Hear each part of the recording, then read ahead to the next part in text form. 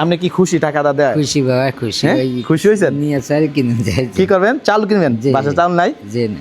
বাসার চাল নাই, এখন নিয়ে চাল কিনবে এই টাকা দেওয়া, ঠিক আছে? তো আমাদের জন্য দোয়া করবেন। জি। আর আমার মোটর সাইকেলের সাথে আর আমার পাশে যে মুরব্বি দেখেন, ওনার রিক্সার সাথে একটা অ্যাক্সিডেন্ট হয়।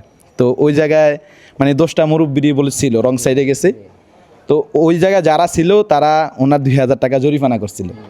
তো আমি সকালবেলায় দোকানে আসছিলাম চট্টগ্রাম থেকে, আসার পরে মুরব্বি 900 টাকা নিয়ে আইছে। তো টাকাগুলো একটু আপনাদেরকে দেখাই, ভাই একটু ধরুন তো।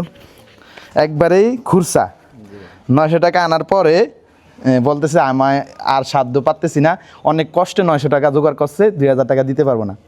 তো আমি বিষয়টা জানলাম, জানার পর আমার নিজে থেকে খারাপ লাগলো। মুরব্বি মানুষ, বাপের সমান মুরব্বি, 2000 টাকা জরিমানা ছিল না, জি, 900 টাকা কীভাবে জোগাড় করছেন? যে বাড়িতে লইছি বা 500 আর এই গাড়ি গুড়ি চালে লইছি 400। তো মানে বাকি টাকা জোগাড় করতে পারে না, আর আমার আইসা মাপ চাইতেছে যে এই টাকাটাই নেন। তো আমার কাছে খারাপ লাগলো বিষয়টা। তো আমরা চাইতেছি যে আপনারা যদি এই ভিডিওটা বেশি বেশি করে শেয়ার করেন, আমরা ওনার টাকাটা ওনাকে ফিরিয়ে দেই। আর আপনি কি খুশি টাকাটা দেয়? খুশি বাবা, খুশি হ্যাঁ? ভাই। খুশি হয়েছেন? নিয়ে চাল কিনে যাই। কি করবেন? চাল কিনবেন? জি, বাসার চাল নাই? জি না। বাসার চাল নাই, এখন নিয়ে চাল কিনবে এই টাকা দেওয়া, ঠিক আছে?